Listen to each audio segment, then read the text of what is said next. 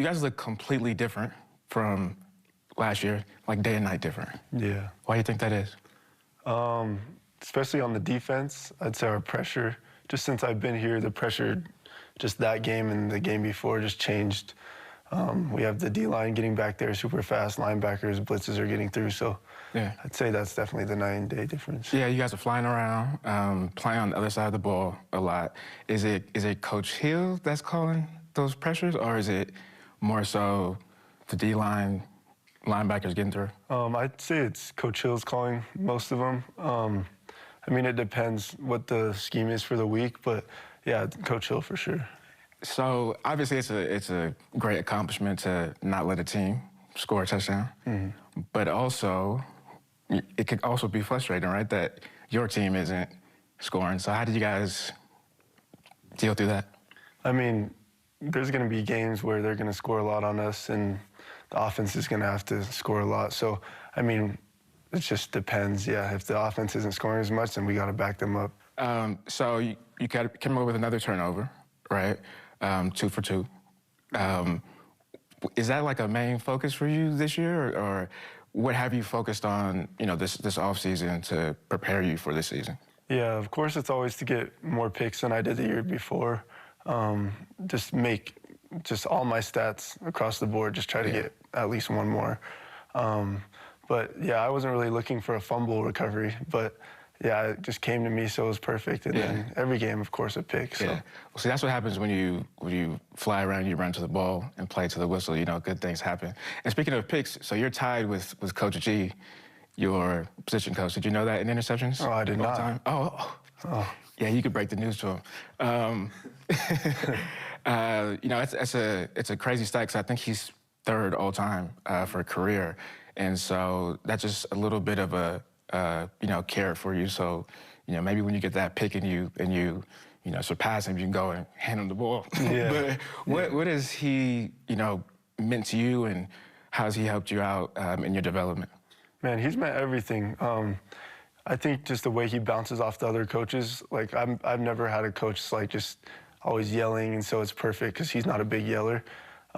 He's just super, like he's another father figure, of course, and if I have a question, I can ask him anytime. He'll answer it, not like sugarcoat or anything. He'll just be straight up with me, and yeah, I just have a really good relationship with him. So Rob Daniel, who's I love and admire. You've been training with him, over the last couple of years, and he's the new addition now, so he's with you there full time. So what's that like having, somebody that you train with on the side, and now you get access to him, whenever you're at practice? Yeah, so the last 4 or 5 years, since I've been in high school, I've been training with him, and he's really taught me everything I know about DB, and just being able to stay after practice with him and just get some footwork in or just learn more technique stuff. So it's been nice. And how has him being around helped the entire, defensive back room or in the corners? I think the development, just him and G just bouncing off each other. G's coaching style is different from how Rob would.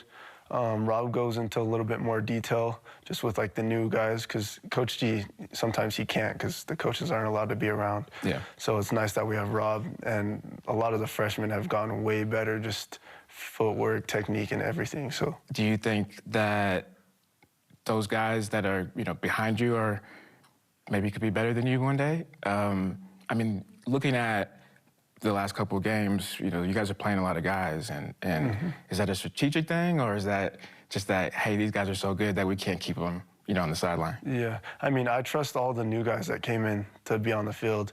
That last play of the SMU game, I started cramping.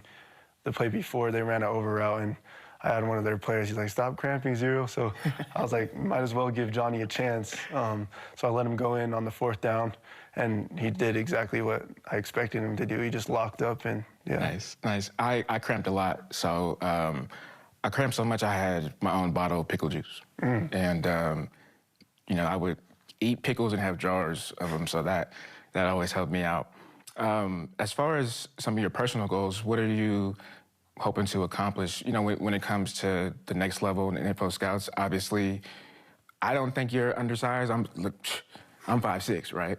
I don't think you're undersized at all, but what are some of the goals that you have for this season to show them that, hey, yeah, I can play at the next level? I'd say my tackling, definitely getting more picks than last year, so 5+, maybe 8, get a couple pick sixes if I can. Yeah, you got to take us back to the house, man. Yeah, exactly. But yeah, I'd say my size, it's never really been a problem to me personally, but when I hear people tell me like the scouts want to see me heavier, it's definitely in my head. It's been in my head for a while, so that's definitely one of the main focuses. So. Well, you have another opportunity this week against Wyoming, which is a program that's not doing too good right now. So you have a lot of opportunities to, you know, get those picks and take them back to the house. So good luck Saturday. Sir, thank you.